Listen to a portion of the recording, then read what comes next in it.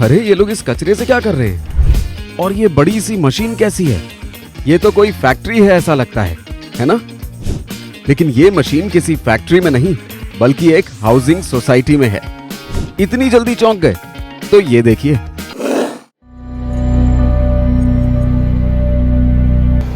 भारत में हम सब मिलकर हर साल तकरीबन 30 करोड़ टन सॉलिड वेस्ट पैदा करते हैं। और ये सारा वेस्ट जाता कहाँ है?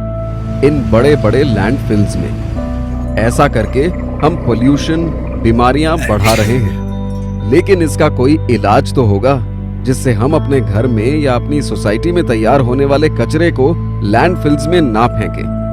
बिल्कुल है।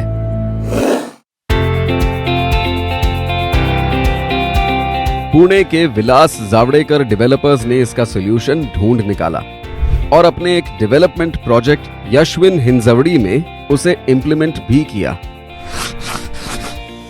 I was traveling through the Hinjewadi area.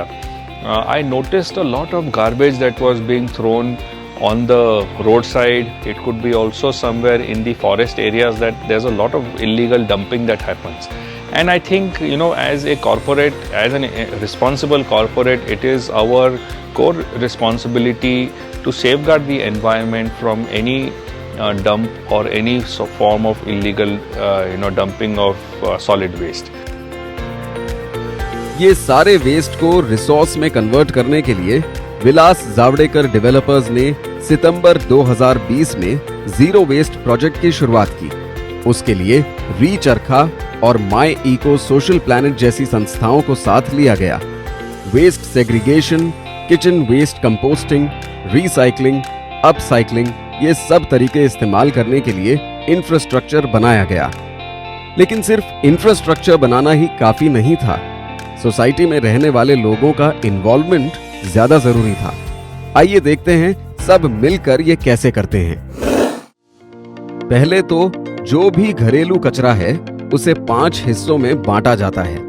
Wet waste, solid waste, E waste, plastic waste और बायो हैजर्ड वेस्ट।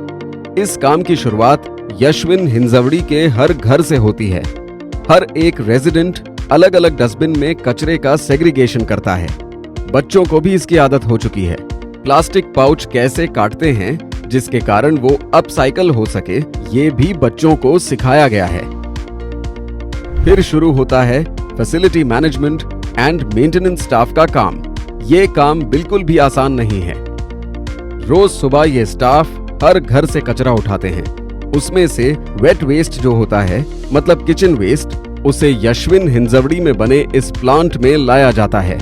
उसे एक बार फिर से चेक करके फिर इस मशीन में डाला जाता है। ये एक गजब की मशीन है।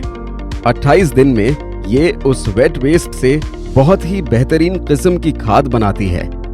इस खाद का इस्तेमाल करके यशविन हिंजवड़ी के पोडियम पे किचन गार्डन भी बनाया गया है। ऐसा गार्डन आपने कभी किसी सोसाइटी में देखा नहीं होगा, जहां पर बैंगन, टमाटर, हरी मिर्च, पुदीना, पपीता, अदरक और कई तरह की सब्जियां उगाई जाती हैं। क्या बेमिसाल आइडिया है। और यहाँ पर इतनी खाद बनती है कि आजू बाजू के एरिया के किसानों को बेचकर सोसाइटी थोड़ा पैसा भी कमा लेती है ना? कमाल की चीज। आइए अब देखते हैं बाकी का वेस्ट कहाँ जाता है।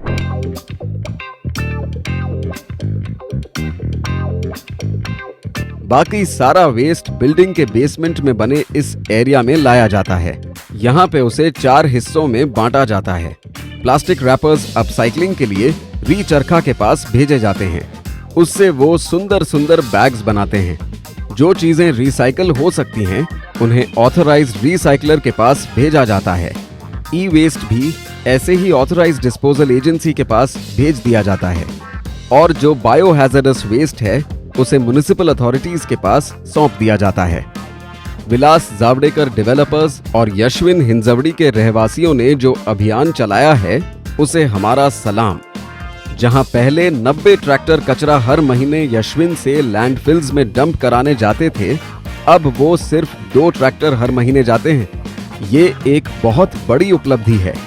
आज तक लगभग 35 टन किचन वेस्ट से खाद बना चुके हैं और अपना खाना भी खुद उगा रहे हैं। इससे ज्यादा प्रशंसनीय चीज और क्या होगी। You know, the cost that the community has incurred so far is somewhere in the region of 95 rupees per household to actually set up this entire project. And in general, we are hoping that in future, when the project is sustained, you know, the costs will be not more than rupees 80 per household per month. So this is how cost effective a project like this is, and has a massive impact on the environment.